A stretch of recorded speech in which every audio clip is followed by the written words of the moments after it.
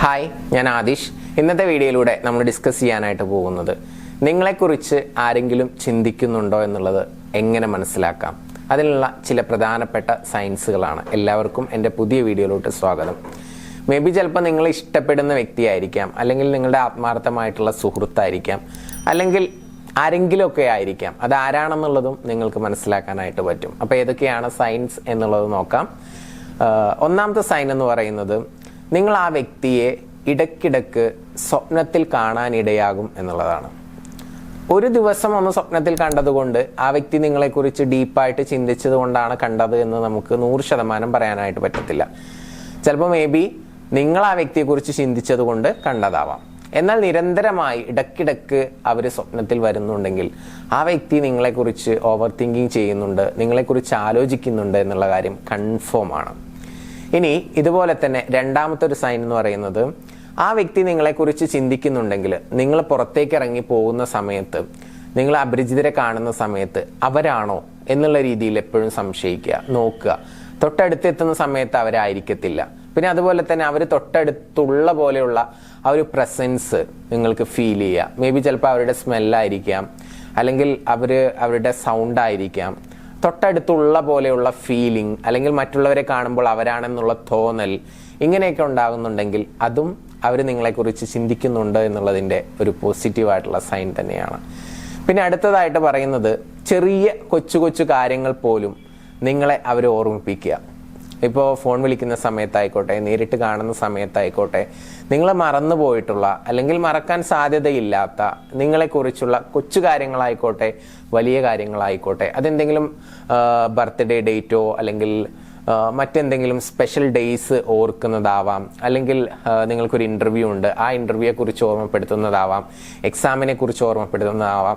അങ്ങനെ കൊച്ചു കാര്യമായിരിക്കാം, അല്ലെങ്കിൽ ചിലപ്പോൾ വലിയൊരു കാര്യമായിരിക്കാം. നിങ്ങളെ ഓർമ്മിപ്പിക്കുന്നുണ്ടോ? ഉണ്ടെങ്കിൽ തീർച്ചയായിട്ടും അവർ നിങ്ങളെക്കുറിച്ച് ചിന്തിക്കുന്നുണ്ട്. നിങ്ങൾ ഇങ്ങനെ ഒരു കാര്യം പറഞ്ഞിട്ടുണ്ട് എന്നുള്ളത് അവർ ഓർക്കുന്നത് കൊണ്ടായിരിക്കും നിങ്ങളോട് അത് നിങ്ങളെ കാണുന്ന സമയത്ത് ഓർമ്മപ്പെടുത്തുന്നത്. സോ അവർ നിങ്ങളെക്കുറിച്ച് ചിന്തിക്കുന്നുണ്ട് എന്നുള്ളത് നമുക്ക് കൺഫേം ചെയ്യാവുന്നതാണ്. ഇനി നാലാമത്തെ പോയിന്റിലോട്ട് കടക്കുന്നതിന് തൊട്ട് മുൻപായി നിങ്ങളുടെ റിലേഷൻഷിപ്പിൽ എന്തെങ്കിലും ഇഷ്യൂസ് നിങ്ങൾ ഫേസ് ചെയ്യുന്നുണ്ടെങ്കിൽ, അതിനുള്ള സൊല്യൂഷൻ അറിയണമെന്ന് ആഗ്രഹിക്കുന്നുണ്ടെങ്കിൽ മുകളിൽ കാണുന്ന നമ്പറിലോട്ട് നിങ്ങൾക്ക് ടെക്സ്റ്റ് ചെയ്യാവുന്നതാണ്, അല്ലെങ്കിൽ വിളിക്കാവുന്നതാണ്.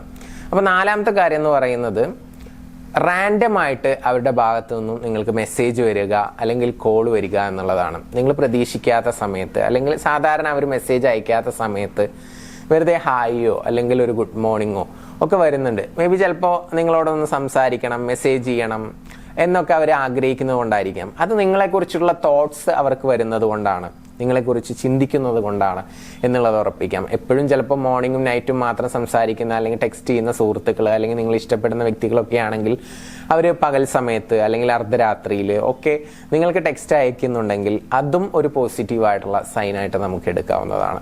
പിന്നെ അതുപോലെ തന്നെ അടുത്തതായിട്ട് പറയുന്നത് നിങ്ങൾക്ക് ഇഷ്ടമുള്ള പല കാര്യങ്ങളും ഉണ്ടായിരിക്കും, അത് അവർക്ക് അറിയും.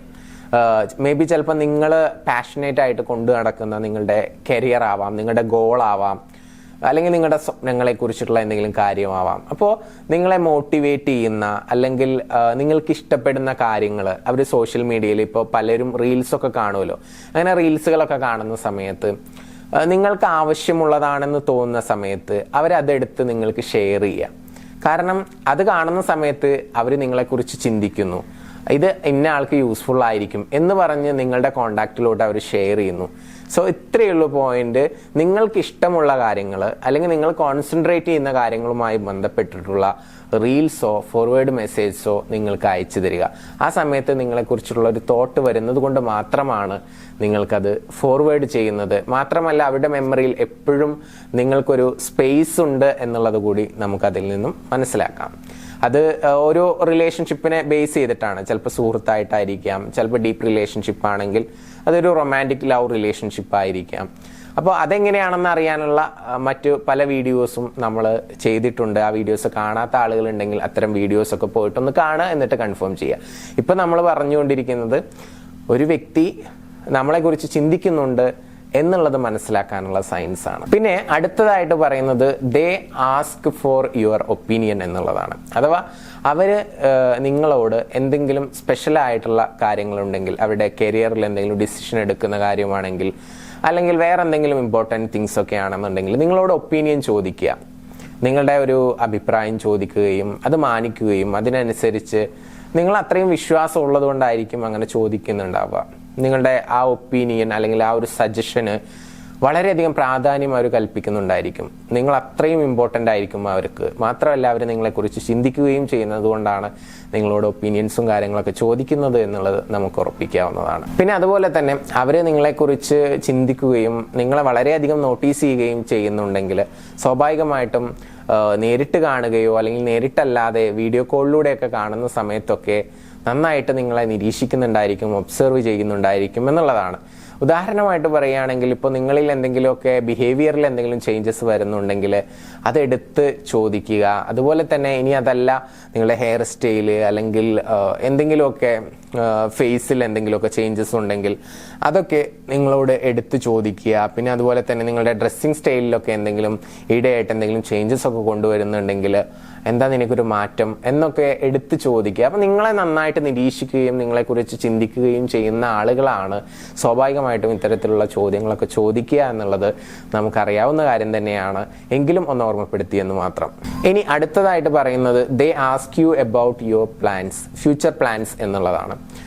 നിങ്ങളുടെ ഫ്യൂച്ചർ പ്ലാൻസ് എന്തൊക്കെയാണ്, ഭാവിയിൽ എന്താ പരിപാടി, എന്താ ഇനി ചെയ്യാൻ ഉദ്ദേശിക്കുന്നത് എന്നുള്ളതൊക്കെ അറിയാനുള്ള ഒരു ക്യൂരിയോസിറ്റി ഉണ്ടായിരിക്കും. അത് നിങ്ങളെക്കുറിച്ച് കൂടുതലായിട്ടും ചിന്തിക്കുന്നത് കൊണ്ടാണ്.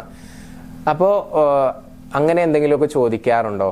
ഇനി എന്ത് പഠിക്കാനാണ് ഉദ്ദേശം, അല്ലെങ്കിൽ ഇനി എന്ത് ബിസിനസ് ചെയ്യാനാണ് താല്പര്യം, അല്ലെങ്കിൽ ഭാവിയിലെ പ്ലാൻസ് എന്തൊക്കെയാണ് എന്നുള്ളതൊക്കെ നിങ്ങളോട് ഡീപ്പായിട്ട് ചോദിക്കുന്നുണ്ട്. അത്തരത്തിലുള്ള ഒരു കോൺവെർസേഷനിലോട്ടൊക്കെ പോകുന്നുണ്ടെങ്കിൽ തീർച്ചയായിട്ടും ആ വ്യക്തി നിങ്ങളെക്കുറിച്ച് ഡീപ്പായിട്ട് ചിന്തിക്കുന്നുണ്ട് എന്നുള്ള കാര്യത്തിൽ യാതൊരു സംശയവുമില്ല. അപ്പോൾ ഇന്നത്തെ വീഡിയോയിലൂടെ നമ്മൾ ഏകദേശം 8ഓളം സയൻസ് പറഞ്ഞു കഴിഞ്ഞു. ഈ സയൻസ് ഒക്കെ യൂണിവേഴ്സിൽ നിന്നുള്ള സയൻസ് തന്നെയാണ്. ഇതൊക്കെ കൺഫേം ആണെന്നുണ്ടെങ്കിൽ ആ വ്യക്തി നിങ്ങളെക്കുറിച്ച് ചിന്തിക്കുന്നുണ്ട്, ആ വ്യക്തിക്ക് നിങ്ങൾ വളരെ പ്രിയപ്പെട്ടതാണ് എന്നുള്ളത് നമുക്ക് ഉറപ്പിക്കാവുന്നതാണ്. അപ്പോൾ ഇന്നത്തെ വീഡിയോ നിങ്ങൾക്ക് ഇഷ്ടപ്പെട്ട് കഴിഞ്ഞാൽ നിങ്ങളുടെ സുഹൃത്തുക്കളിലോട്ട് അയച്ചു കൊടുക്കുക. ആദ്യമായിട്ടാണ് എൻ്റെ ചാനൽ കാണുന്നതെങ്കിൽ ഒന്ന് സബ്സ്ക്രൈബ് ചെയ്യുക. നിങ്ങളുടെ വിലയേറിയ അഭിപ്രായങ്ങൾ താഴെ കമൻ്റായിട്ട് രേഖപ്പെടുത്തുക. നിങ്ങൾക്ക് എന്നോട് എന്തെങ്കിലും ചോദിക്കാനുണ്ടെങ്കിൽ മുകളിൽ കാണുന്ന നമ്പറിലോട്ട് ടെക്സ്റ്റ് ചെയ്യാം. ഇനി അതല്ലാന്നുണ്ടെങ്കിൽ താഴെ കമൻ്റായിട്ട് ചോദിക്കാവുന്നതാണ്. അതുമായി റിലേറ്റഡ് ആയിട്ടുള്ള വീഡിയോസ് ചെയ്യാൻ വേണ്ടി ഞാൻ ശ്രമിക്കാം. പുതിയ വീഡിയോയുമായിട്ട് നമുക്ക് വീണ്ടും കാണാം. Thank you. നമസ്തേ.